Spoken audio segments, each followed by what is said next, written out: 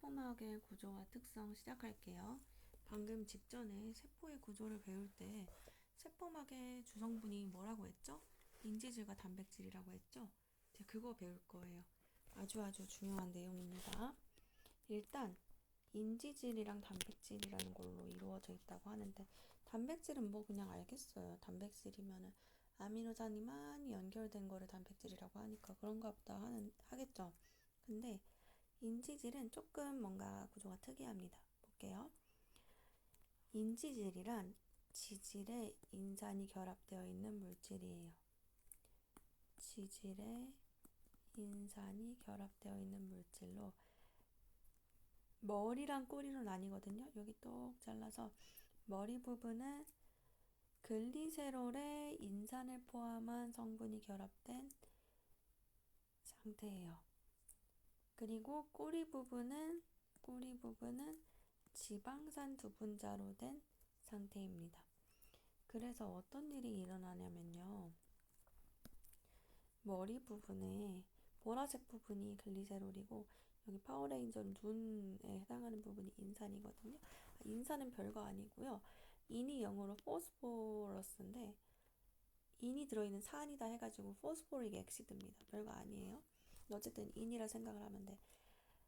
그런데 인산이 극성을 띠고요. 지방산은 지방이잖아. 그러니까 비극성을 띄어요. 인산이 극성을 띠고 지방산이 비극성을 띄어요. 그런데 극성이면은 물에 잘 녹습니다. 비극성이면은 물에 잘 안 녹아요. 우리 기름이 물에 잘 안 녹잖아요. 그게 물에 잘 안 녹아서 비극성이고 그래서 물에 잘 안 녹기 때문이에요. 물에 잘 녹고 물에 잘 녹는다라기보다는 물이랑 친해서 같이 있을 때 반발력을 띠지 않는 애들을 친수성이 있다고 하고요. 반대로 물이랑 안 친해서 같이 있으면 반발하는 애들을 소수성이라고 하는데 이 인지질 이중증은 머리 부분이 친수, 꼬리 부분이 소수입니다. 왜 머리가 친수이다? 인산 때문에.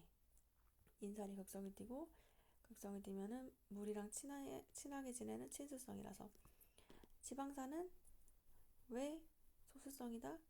지방산은 비극성이고 비극성이면 물이랑 안 친한 소수성이기 때문이다. 이렇게 알아두면 좋을 것 같아요. 그냥 친하다 안 친하다라고만 생각을 하면 지금은 됩니다.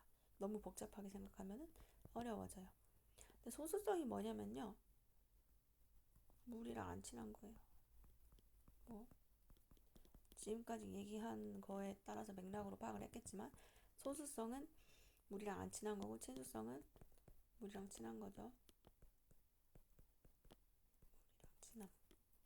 그래서 결론적으로 인지질은 머리가 물이랑 친하고요. 꼬리가 물이랑 안 친해요. 그래서 어떤 일이 일어나냐면 이게 세포막 구조거든요. 우리 몸의 70%는 물이잖아요. 그러니까 세포 밖에 물이 풍부하고 세포 안에도 물이 풍부하게 돼요. 이게 세포막이고 얘를 기준으로 세포 밖도 물이 풍부하고 세포 안도 물이 풍부해요. 그래서 인지질들이 어떻게 하냐면 아까 뭐라 그랬죠? 물이랑 친한 부분이 뭐라 그랬어요? 물이랑 친한 부분이 머리라 그랬죠? 머리를 일단 양옆으로 놔. 그럼 어떻게 돼요? 물이랑 안 친한 꼬리 부분이 안으로 들어가죠? 그러면 딱 됐네요. 그쵸? 여기에 H2O 물이 있고 여기도 H2O 물이 있는데 물이랑 친한 부분이 딱 물 쪽을 향하고 있고 물이랑 안 친한 꼬리 부분이 중앙에서 물을 피하고 있으니까 너무 아름답게 딱 맞아떨어지는 구조죠. 그래서 여러분 인지질은 이중층으로 존재합니다. 인지질은 어떻게 존재한다? 이중층으로 존재합니다. 이중층. 그래서 얘가 세포 내부와 외부를 효과적으로 분리하는 역할을 더욱더 잘 해주게 돼요. 왜냐면 층 하나인 것보다 층 두 개일 때 당연히 더 디펜스가 잘 될 거 아닙니까? 그쵸? 그런데 이 세포막이라는 거는 아까 말씀을 드렸듯이 인지질뿐만이 아니라 뭐랑 같이 있다 그랬어? 막단백질, 단백질이 있다 그랬잖아요. 막단백질이나 단백질이나 같은 거예요. 세포막에 있는 단백질이라고 해서 막단백질이라고 부릅니다. 그렇기 때문에 이렇게 단백질들이 모여 있어요.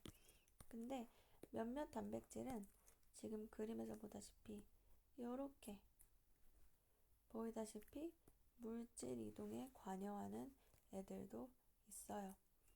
인지질 이중증을 관통하고 있는 단백질 중에는 물질 이동에 관여하는 것도 있습니다. 그래서 한번 정리를 하면은 세포막은 인지질과 단백질이라는 것으로 이루어진다. 인지질은 이러한 구조를 가지고 있다. 인지질의 구조를 다시 한번 설명해주면 머리는 인산이 들어있기 때문에 극성을 띠고 친수성이다. 꼬리 부분은 지방산이 있기 때문에 비극성을 띠고 소수성이에요. 물이랑 안 친해. 그래서 물이랑 친한 머리 부분이 세포 안팎으로 물이 많기 때문에 세포 안팎을 바라보고요. 물이랑 안 친한 꼬리 부분이 중앙에 오게 돼요. 이에 따라서 인지질은 이중층을 이루게 됩니다. 그리고 추가적으로 왼쪽에 보이는 그림처럼 이런 놈처럼 막 단백질 중에는 물질의 이동에 관여하는 애들도 있어요. 지금 이제 배울 거예요. 세포막의 선택적 투과성. 세포막은 물질의 종류, 크기에 따라서 어떤 물질은 잘 투과시키고 어떤 물질은 잘 투과시키지 않는 선택적 투과성이란 게 있어요. 이걸 선택적 투과성이라고 해요. 선택적 투과성은 세포막의 성분 및 구조와 관련이 있어서 물질은 특성에 따라서 각각 다른 방식으로 세포막을 통해서 이동을 합니다. 암기, 인지질 이중층 잘 투과하는 물질, 잘 투과하지 않는 물질이 나뉘는데요. 인지질 이중층을 잘 투과한다는 거는 단백질을 통하지 않고 직접 이렇게 간다는 얘기예요. 그래서 잘 투과하는 애들은 인지질이 엄청나게 빽빽하게 이렇게 있잖아. 여기 사이를 통과를 해야 되잖아요. 그쵸? 여기 사이를 이렇게 통과를 해야 되잖아. 그러니까 약간 어떤 느낌이냐면 10,000원 지하철 잘 뚫고 갈 수 있는 그런 능력이 있어야 돼. 인지질 이중증을 잘 투과하려면. 그러니까 분자의 크기가 비교적 작겠죠. 그리고 지질이랑 잘 섞여야 돼요. 왜냐면 꼬리 부분이 물이랑 안 친한 지방산이기 때문에 인지질 이중층에서 내가 여기를 직접 지나가려면 이 꼬리 부분을 지나가야 되잖아. 그렇기 때문에 지질이랑 잘 섞여야 되고, 그리고 전하를 띄지 않아야 돼요. 왜냐면 내가 뭐라 그랬죠? 꼬리 부분은 비극성이라 그랬잖아. 그러니까 전하를 잘 띄지 않아야 잘 통과를 하겠죠. 그래서 지방산, 산소, 이산화탄소 등 지질이랑 잘 섞이거나 전하를 띄지 않거나 크기가 작거나 그런 친구들이 막 단백질을 통과하지 않고요. 인지질 이중층으로 통과를 합니다. 인지질 이중층을 잘 투과하지 않는 물질은 분자의 크기가 비교적 크고 뚱뚱해서 통과하다고 하면 안 되죠. 덩치가 커서 몸이 커서 잘 통과하지 못하거나 지질과 잘 섞이지 않거나 전하를 띄거나 이런 경우에는 막 단백질을 통해서 이동을 할 수가 있겠어요. 포도당, 나트륨, 칼륨, 포타슘이라고 하기도 하죠. 봅시다. 세포막을 통한 물질 이동 방식에는 방금 뭐라 그랬죠? 세포막은 인지질이랑 막단백질로 이루어져 있어요. 그런데 이러한 세포막을 통한 물질 이동 방식에는 확산과 삼투가 있는데 그 확산 중에서 단순 확산과 촉진 확산의 구분을 배울 겁니다. 단순 확산은 인지질 이중층을 통한 확산이에요. 당연히 외워야겠죠. 촉진 확산은 막 단백질을 통한 확산이에요. 그래서 물질이 인지질 이중층을 직접 통과해서 확산을 하면은 단순 확산이라고 하고요. 물질이 막단백질을 통해서 확산을 하면은 촉진 확산이라고 합니다. 단백질이 통과하는 거를 도와준다, 뭐 촉진한다 그런 의미라고 생각하면 돼요. 그리고 어떤 막 단백질은 특정 물질만을 이동시켜요. 지금도 그림을 보면은 나트륨 이온 이동시키는 애가 있고 포도당 이온 이동시키는 애가 있죠. 확산 속도, 세포막 안팎의 농도 차에 비례해서 확산 속도가 계속 증가해요. 어떨 때? 단순 확산일 때. 반대로 막 단백질을 통한 확산은 농도차가 클수록 확산 속도가 증가하는 건 맞는데 일정 농도차 이상에서는 확산 속도가 증가하지 않습니다. 왜냐하면 물질 이동에 관여하는 막 단백질이 모두 물질을 이동시키고 있기 때문이에요. 우리도 PC방, 뭐 우리 학원 친구들은 공부 열심히 하느라 PC방 안 가겠지만 PC방에 가면은 자리가 100개가 있다고 쳐요. 그러면은 100명까지는 들어오는 대로 다 받아줄 수가 있죠. 근데 101명부터는 밖에서 대기를 해야 되잖아요. 뭐 어쩔 수 없잖아. 그러니까 물질 이동에 관여하는 막단백질이 모두 물질을 이동시키고 있으면 더 속도가 늘 수가 없겠죠. 더 많은 친구들이 자리에 앉아서 게임을 할 수가 없겠죠. 그래서 단순 확산과 촉진 확산 확산 속도 그래프 이거 잘 나오니까 봐야 되는데 물질 이동 속도를 비교할 때 보면은 일단 단순 확산은 촉진 확산보다 기본적으로 느립니다. y 값이 기본적으로 낮죠? 항상 낮잖아요. 그러니까 기본적으로 좀 느려요. 왜냐면 인지질 이중층을 뚫고 지나가야 되잖아. 그러니까 쉽지 않죠. 여기는 구멍이 뻥뻥 뚫려 있는데 여기는 구멍이 안 뚫려 있어서 내가 뚫어야 되잖아요. 그쵸? 반면에 촉진 확산은 단순 확산보다 빠르긴 빨라요. 빠르긴 빠른데 어느 순간 더 이상 속도가 증가하지 않아요. 그런 일이 언제 일어난다? 모든 막 단백질이 일을 하고 있을 때 이런 일이 일어납니다.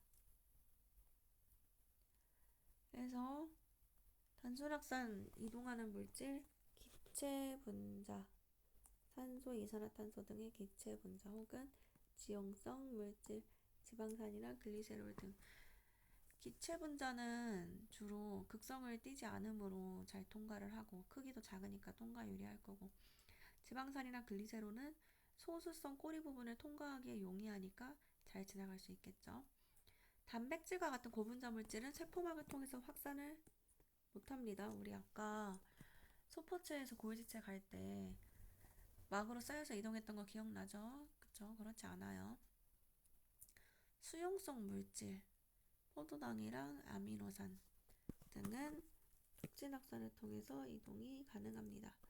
그리고 전하를 띠는 물질, 즉 극성을 띠는 물질도 막 단백질을 통해서 확산이 가능합니다.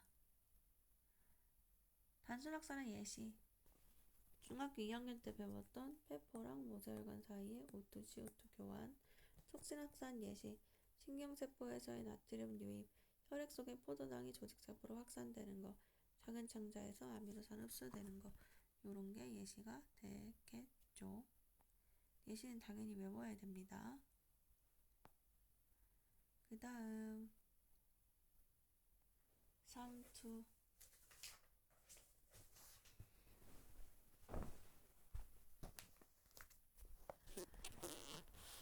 삼투의 정의는 뭐냐면요. 세포막을 경계로 물이 농도가 낮은 쪽에서 농도가 높은 쪽으로 이동하는 현상을 삼투라고 합니다. 만약에 우리 학교 동화교과서 쓴다 그러면은 물 분자의 확산으로 삼투를 설명했다고 해요. 이때 특징, 삼투도 확산이랑 똑같이 세포 에너지를 이용하지 않습니다. 왜 자꾸 이런 얘기를 하냐? 세포 에너지를 이용하는 수성 방법도 나와요. 아마 2학년 때 배울 겁니다. 그 다음에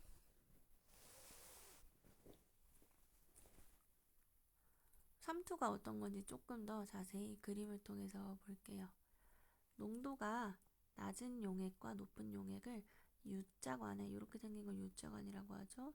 U자 간에 어떻게 넣었어요? 반반씩 넣었어요. 그리고 나서 선택적 투과가 가능한 막을 이 사이에 넣어줬습니다.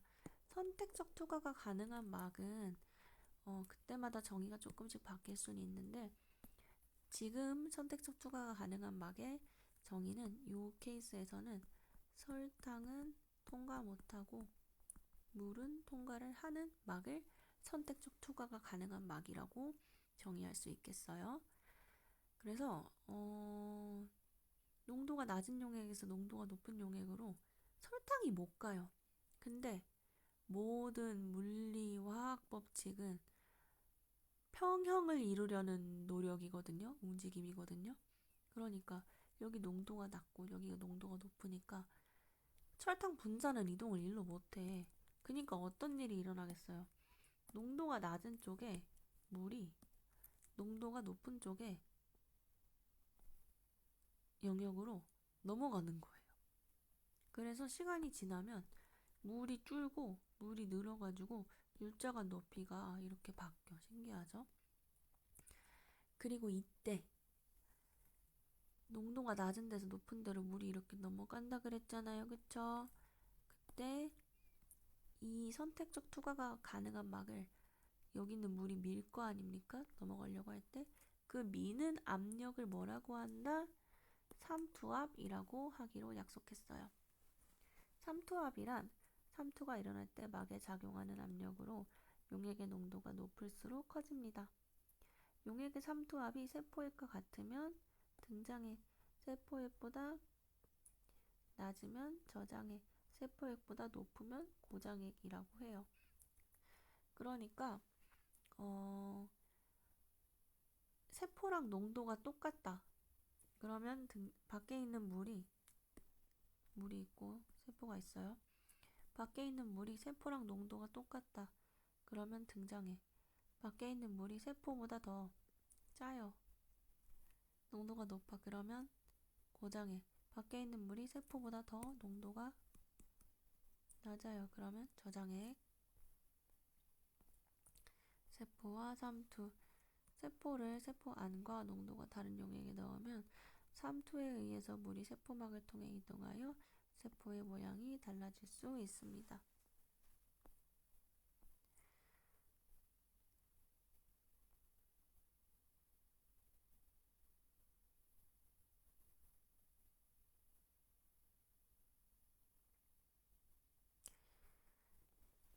이런 의문이 들 수도 있을 것 같아서 지금 한번 같이 볼게요. 물은 굉장히 친수성이긴 한데요. 물이니까 얘가 되게 작아서 인지질 이중증을 직접 통과할 수는 있어요. 그렇지만 인지질의 소수성 부분이 중간에 있잖아. 그래서 이동 속도가 느려요. 그래서 물을 이동시키는 막 단백질도 따로 있답니다. 다음 세포 안보다 농도가 낮은 용액, 저장액, 같은 용액, 등장액, 높은 용액, 고장액에 각각 동물세포인 적혈구와 식물세포인 양파 표피세포를 넣어봤어요. 적혈구를 넣으면 저장액에서는 어떤 일이 일어나느냐?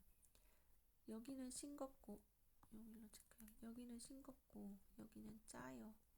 그러니까 반대로 말했죠. 밖에가 짜고 안에가 싱거워요. 그러니까 밖에서 안으로 물이 이동하겠죠. 그래서 세포의 부피가 커지겠죠. 부풀어 오르다가 터지기도 하거든요. 그럼 뭐라고 하냐면 용혈된다라고 합니다. 용혈된다. 그 다음 등장액에 넣었어요. 그럼 세포 안팎으로 이동하는 물의 양이 같아서 세포의 부피가 변하지 않게 됩니다. 세포 안보다 농도가 높은 용액은 고장액이죠. 이 고장액에 넣으면 어떻게 되느냐?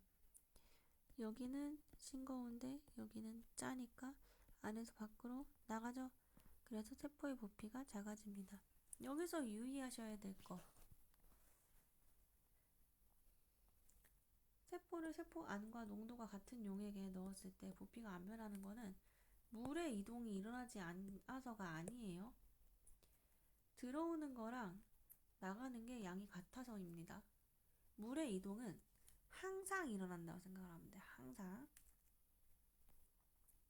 다음 식물세포, 양파 표피세포를 저장액에 넣었어요. 저장액에 넣으면 밖에서 안으로 들어올 거 아니야. 밖에가 싱겁고 안에가 짜니까.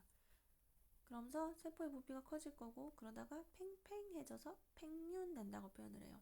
팽윤된다. 이런 용어 잘 알아두라고. 용혈된다. 팽윤된다. 다만 세포벽이 있어서 터지지는 않아요.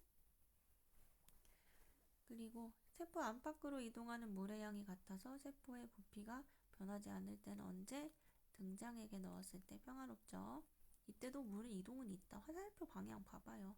있죠. 마지막으로 내가 고장액에 넣었어요. 짠 곳에 넣었어. 그러면은 여기는 짜고 세포 안은 싱거우니까 안에서 밖으로 물이 나가겠죠?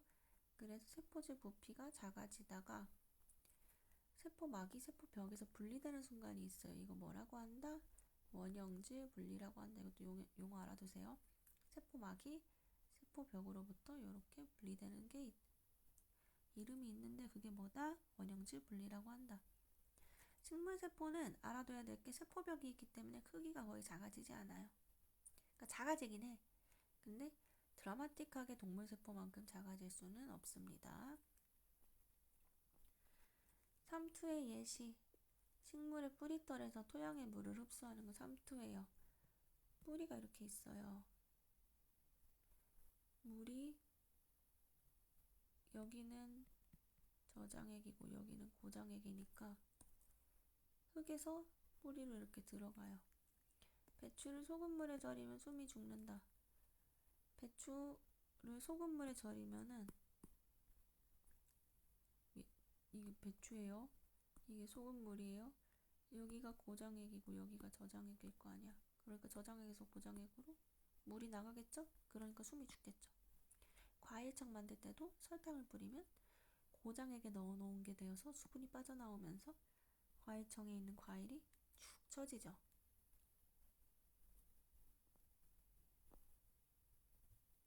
마지막 세포막을 통한 물질의 이동 실험. 적 양파 표피 조각을 증류수랑 20짜리에 넣어서 현미경으로 관찰을 했대요. 증류수에 넣으면 팽팽해져.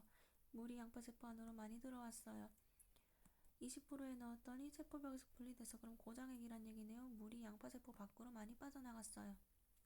결론 3투에 의해서 세포막을 경계로 농도가 낮은 용액에서 높은 용액으로 물이 이동한다는 당연한 이야기를 너무 쉬운 실험을 통해서 설명을 했네요. 그리고 하나 추가적으로 보자면 적 양파에 비늘잎 바깥쪽에 있는 표피 있잖아요. 보라색인 부분. 거기는 가지고 있는 색소가 있어서 세포의 모습을 관찰하기에 좋습니다. 여기까지고 이해가 엄청 안 될 만한 파트는 아니긴 한데요. 그래도 헷갈리거나 어려운 거 있으면 질문 꼭 해주시고요. 오늘도 고생 너무 많았어요. 화이팅!